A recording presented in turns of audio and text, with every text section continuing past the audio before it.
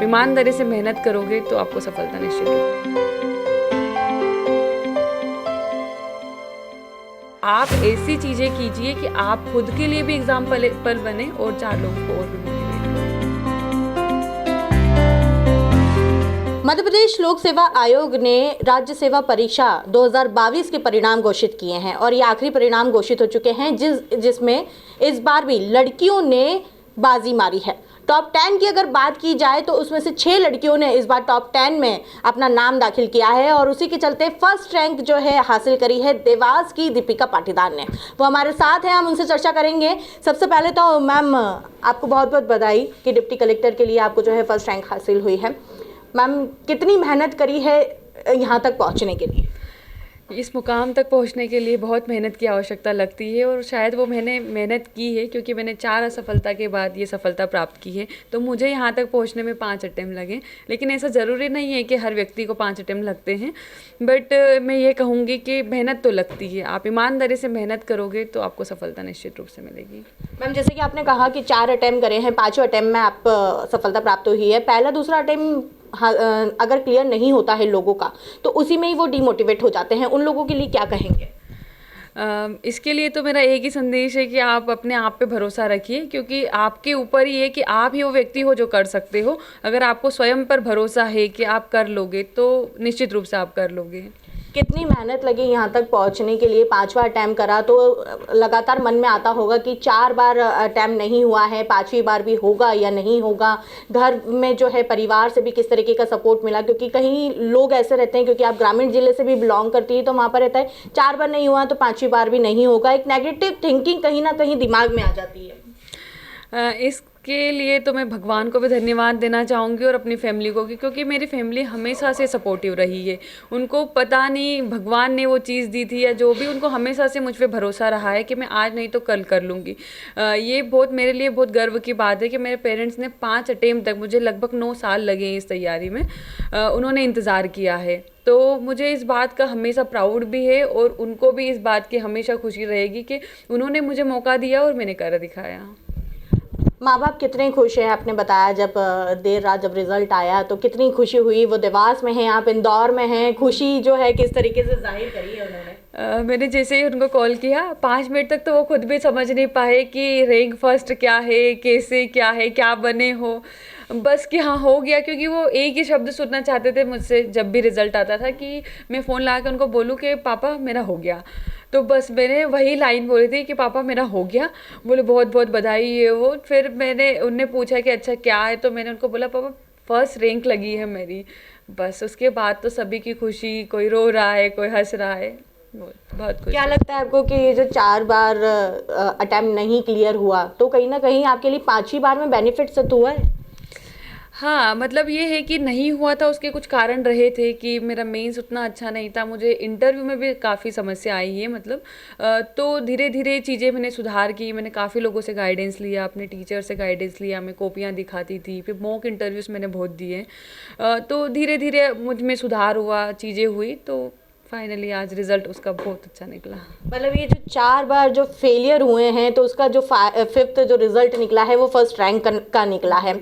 अब किस तरीके से मैनेज करा घर को, परिवार को, क्योंकि दूसरे शहर में आके पढ़ाई करना एक थोड़ा सा टफ रहता है परिवार से दूर।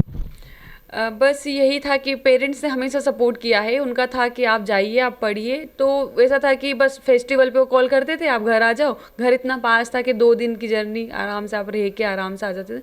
तो मुझे इस तरह की कोई समस्या नहीं हुई। उन्होंने हमेशा सपोर्ट किया, फाइनेंशियली भी, इमोशनली भी।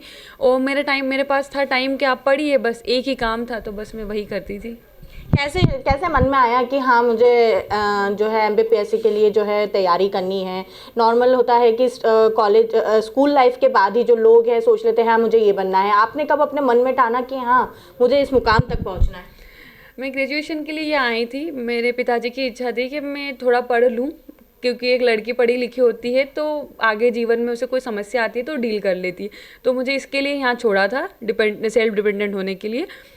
तो मैं यहाँ आई थी तो मेरा ये था कि मैं प्रयास करूँ कि गवर्नमेंट जॉब करूँ, ताकि उससे प्राउड भी हो घर वालों को और मुझे हमेशा के लिए मतलब वो जॉब जो है सिक्योरिटी रहे मेरी। बस इसी मोटिव के साथ मैं आई थी। फिर मेरे दोस्त यहाँ मिले मुझे, उन्होंने बताया कि कुछ इस तरह की एग्ज़ाम होती है, आप इस तरह की एग्ज़ाम, पिताजी पंचायत सचिव थे तो जनपद सीईओ, एसडीएम, ये नाम तो हमने सुने ही थे स्टार्टिंग से ही। तो बस वही था, उसने बोला कि ये तैयारी अपन कर सकते हैं और यहाँ इसकी कोचिंग भी बहुत होती है। बस हमने फिर दोनों ने, मतलब मेरी दोस्त है वो 2018 में सिलेक्ट हो गई है, तो हम दोनों ने एक साथ कोचिंग शुरू की और बस फिर वहीं से लक्ष्य बना कि हाँ ये ऐसे, फिर वहीं से मैंने जाना भी कि इस एग्ज़ाम में क्या क्या पद होते हैं, कैसे कैसे इसकी तैयारी होती है, और तभी से फिर वो लक्ष्य बनता गया, मतलब शुरुआत की और फिर लक्ष्य बन गया कि हमको यही करना है। मतलब कहा जाए तो दोस्तों ने जो है दोस्तों से प्रेरणा ली है और आज इस मुकाम पर पहुंचे हैं। मैम, पढ़ाई के साथ साथ और किस चीज़ के शौक आपने रखे कि हाँ थोड़ा सा एक फ़नी लाइफ भी जी जाए, क्योंकि यंगस्टर हैं आप, तो किस तरीके से मेंटेन करा कि एक लाइफ जो यंग लाइफ होती है वो भी रहे और साथ में जो है तैयारी भी की जाए? मैम, खाना और घूमना दोनों चीज़ें मुझे बहुत पसंद है। तो जब छोटे छोटे ब्रेक लेने चाहिए होते हैं तब मैंने गाने सुने हैं, और बाकी जब मुझे ऐसे एग्ज़ाम हो और अब मुझे बहुत ज़्यादा स्ट्रेस फ्री होना है, घूमना है, तो मैं कहीं भी घूमने निकल जाती। खाने की मैं बहुत शौकीन हूँ और इंदौर इतनी अच्छी जगह है जहाँ पे इतनी अच्छी चीज़ें मिलती है खाने की, तो बस कुछ भी होता था चलो खा ही लेते हैं, अब कुछ नहीं है तो बस यही शौक है मेरे। मैम, लगभग 450 पद के लिए जो ये परीक्षा आयोजित हुई थी और इसमें कई बच्चों ने जो है पार्टिसिपेट करा था, जो नहीं निकल पाए हैं उनके लिए क्या कहेंगे? क्योंकि कुछ ऐसा रहता है कि जैसे कि आपने तो 4 बार में अटेम्प्ट नहीं कर पाए और 5वीं बार अटेम्प्ट करा तो आपको पेरेंट्स सपोर्ट था, लेकिन कुछ लोगों के पास में सपोर्ट नहीं होता है और वो डीमोटिवेट हो जाते हैं, या तो वो पढ़ाई छोड़ देते हैं या फिर कुछ अदर करियर चुन लेते हैं या फिर कुछ गलत कदम उठा लेते हैं। ऐसे लोगों के लिए क्या कहेंगे आप? मैं यही कहना चाहूँगी जिसको टाइम लग रहा है एटलीस्ट मुझे, क्योंकि मुझे बहुत ये लास्ट अभी 2 ईयर से ये लग रहा था कि मैंने एक गलती की है कि मैंने प्लान बी नहीं बनाया। अगर मेरा सिलेक्शन नहीं होता है कभी खुदा ना खास्ता तो मैं क्या करूँगी? तो मैं यही कहना चाहूँगी कि आप पैरेलल एक प्लान बी बना के चलिए, उस पर शिफ्ट नहीं होना है आपको, फोकस आपको प्लान ए पे ही रखना है। लेकिन हाँ, इस बात की वो श्योरिटी रहती है कि आप ये नहीं कर पाए तो एटलीस्ट मैं ये करूँगा, तो उससे आपको जो डीमोटिवेट या कुछ गलत कदम उठाने के जो ख्याल आते हैं वो नहीं आएंगे। तो एक पैरेलली एक छोटा सा प्लान, कुछ भी बिजनेस करूँगा, किसी को पढ़ा दूंगा, कुछ भी, तो छोटा सा प्लान आप रखिए, आपको बहुत मोटिवेट करता है फिर वो। मैम, एक आखिरी सवाल, आप लड़की हैं और लड़की होकर आपने टॉप करा है, फर्स्ट रैंक हासिल करी है, कहते हैं कि लड़कियां लड़कों से कम नहीं होती है, वो आज फाइनली दिख रहा है। बहुत सारी चीज़ें अभी तक लड़कियों ने अचीव करी है और एक लड़की होने के नाते आप गर्ल्स को क्या कहेंगी ऐसे, क्योंकि आप एक ग्रामीण क्षेत्र से आती हैं, वहाँ पर शायद लड़कियों को पढ़ाना भी ऐसा कि हाँ ठीक है 12th करा ली, ग्रेजुएशन करा लिया, बहुत हो गया, ऐसे लोगों के लिए क्या कहेंगे आप? आज तो ये है कि पहले ये कह सकते थे कि पेरेंट्स लड़कियों पे भरोसा नहीं करते, आज तो समाज बहुत उन्नत है और लड़कियों पे उतना ही भरोसा किया जा रहा है जितने लड़कों पे किया जा रहा है। मेरा इतना सा है कि आप अपने पेरेंट्स ने, उन्होंने जो भरोसा किया है आप पे, उसको बनाए रखिए, क्योंकि वो फेथ ही है जो आपको भी आगे बढ़ाता है और उनको भी। तो ऐसा होता है कि कोई लड़की कुछ गलत कर लेती है, कुछ भी है, तो वो दूसरे पेरेंट्स को डिमोटिवेट करता है।